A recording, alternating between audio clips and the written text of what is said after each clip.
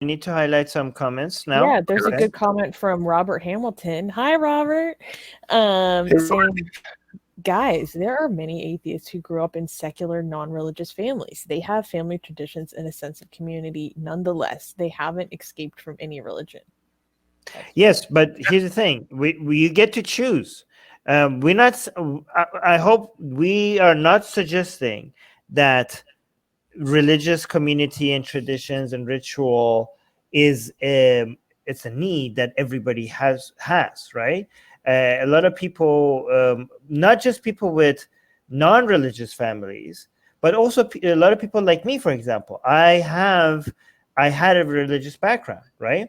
I used to be religious myself, and now as an ex-religious person, I don't actually feel the need for any religiously themed community or rituals or fun activity. I can find other ways as well, right? For especially for creating community or like there's many ways to do it. Like it's not a need. Like it's fun, but it's not a need. So whether you're somebody that is secular and non-religious, so you have a secular and non-religious background, or somebody that does have a religious background, but you have gotten over it and you don't feel an attachment, even though you grew up with it, you don't have any attachment over it. There are many people who are atheists who can completely get by without any of these traditions or any of these communities. But we're saying that there are also a lot of people who still need that and want that, right? So acknowledging that that's a desire is not dismissing the fact that a lot of atheists do not have that desire. We just think that to the people that do have that desire, do have that need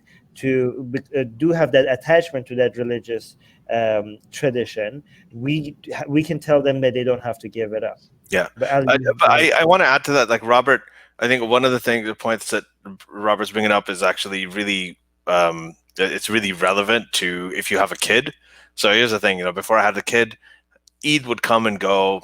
It didn't really matter. Christmas, it happened. I didn't necessarily have to have a Christmas tree if I was living on my own and doing my own things. But once you have kids and, they start going to school and they come back and they start talking about Santa Claus and they start, and you want to see them happy. This is the thing with kids, right? It's a evolutionary thing. You just have to love them, right? That's why they're cute, because if they weren't cute, honestly, you'd throw them out the window. I mean, this is an evolutionary adaptation thing, but so they once they get into it, you get involved, right? They go, it's just all around them. So and so that sense of community tends to build, and a lot of it is rooted in religious stuff. A lot of the art we have, a lot of the literature we have, many of the great stories that we have, like in history, they all are rooted in religion. There's nothing wrong with that, as long as it doesn't come with the ideological burden. Fawad Ali's asking, are any of you guys aware of people who have secularized Islam? Ali Rizvi. Yes. Honestly, that's the only main attempt I've seen. Nobody has done it more successfully than the book Atheist Muslim, I think. Nobody has even, unless you guys could think of anything else. Well, I think we can get everybody along with it, but I'll tell you one thing. There are cultural elements, like in Pakistan, for instance, when they celebrate Eid, right? There are things they take, the kind of clothes that they wear. They're not wearing thobes or anything like that. I mean, everybody wears colorful clothing like Indian Hindus do at weddings, right? Everyone wears nice clothes. They give cash to little kids. They give money. They give there are traditions, the kind of foods that have become popular for certain celebrations have nothing to do with. So there are little sort of tidbits of secularization here and there in some of these rituals, but not on the main scale. Like, whenever you see whenever somebody says Merry Christmas, they just say Merry Christmas. But when people say Happy Hanukkah, they say Happy Hanukkah to those who celebrate. Happy Eid to those who celebrate. The Merry Christmas, nobody says that. It just say Merry Christmas because it's become universal. Really? I don't know if I've ever heard. Huh? I don't know. I don't think I've really heard people say Happy Hanukkah to those who celebrate. It happens all the time. You see it all the time. Interesting. I do. I don't know. I think also. I think Hanukkah, Jewish traditions have been extremely secularized. It's been so much. We have rabbis who are atheists, right? Especially Passover. Yes. I think the reason why Hinduism also has been secularized a lot, and by many people who Like don't believe Holi in. and Diwali and everything. Yeah, Yeah. So I think the reason why Islam is behind the rest of them when it comes to secularization is because of the oppressive nature. Don't distract me right now. Okay, because of the. Okay, let me go back. Okay, let me go back. I think Hinduism, Judaism, and Christianity have gone a lot further when it comes to the secularization compared to Islam. And the reason why Islam hasn't been secularized as effectively is because of the how oppressive and how strict it is, and how much less fun it is, especially for the. That's why people, especially a lot of the secularization is done by ex-religious people who want some of that nostalgia in their lives, and they just want to rebrand it, make it a little bit more fun.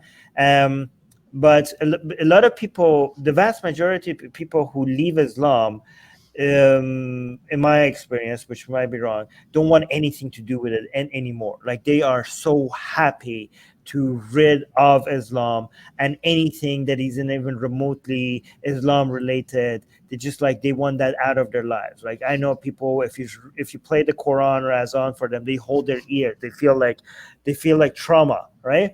And people just don't associate Islam with much fun, as much as maybe Christians, Jews, or Hindus who grew up with their religion. And that's why I don't think there's that much of an attempt to keep any of it. I know there's exceptions, but it's just a lot less.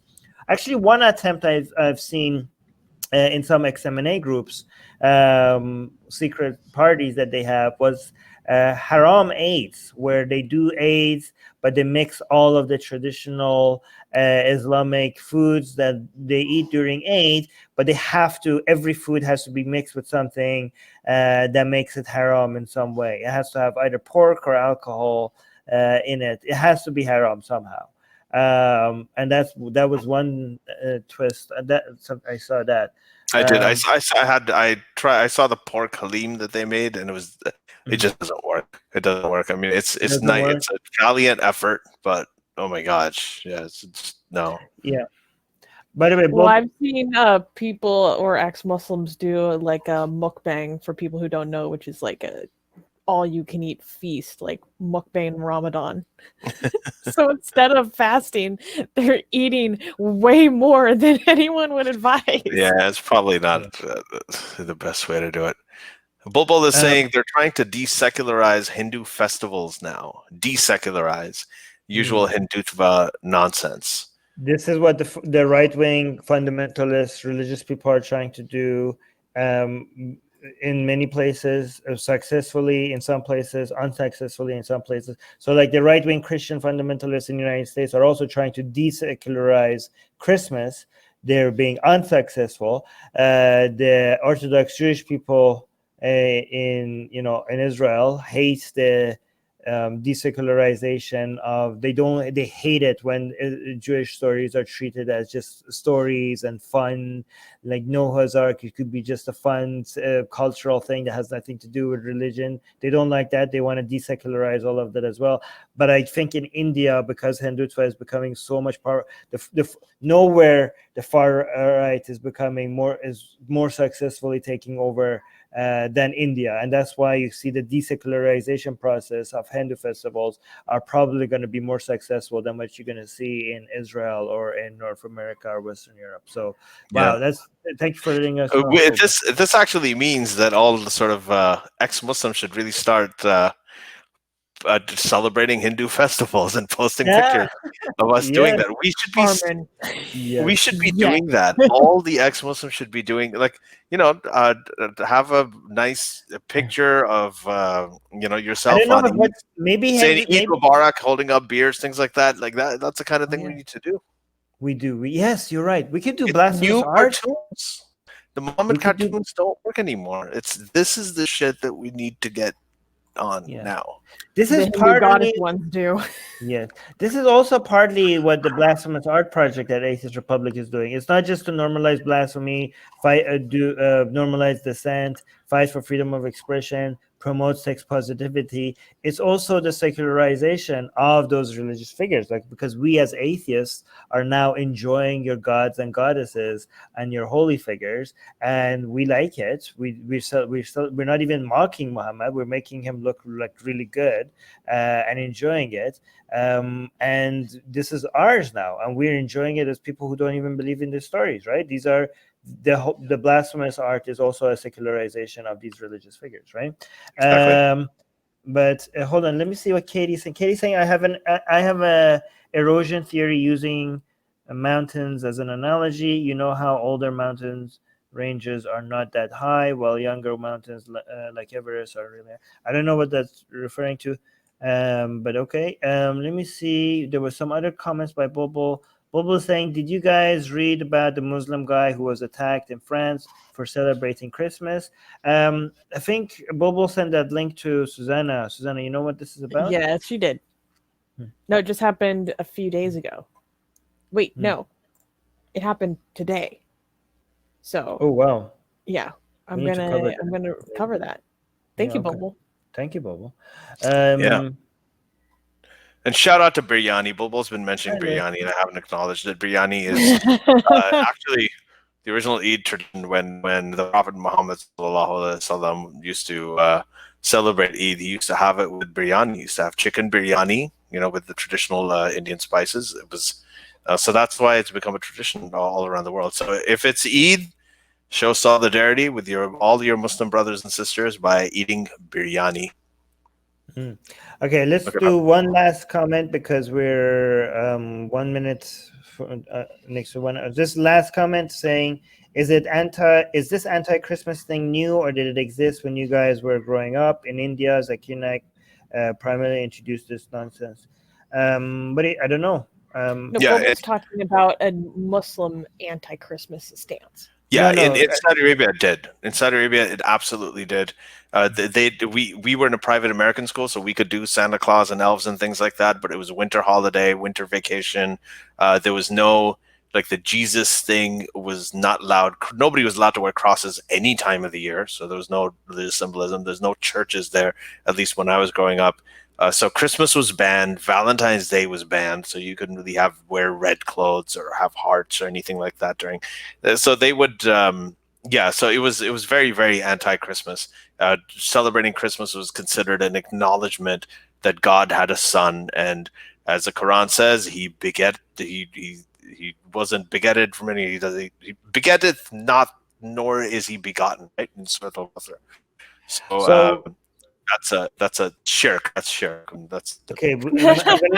Let me answer this fast because we have to end this right now. In Iran, in Tehran, there's a Christian community who celebrates Christmas, and because of a lot of Iranians associate anything American or European with higher class, there's a lot of people look at people who actually have Christmas celebration with a degree of inferiority complex, as these are the cool people who have Christmas.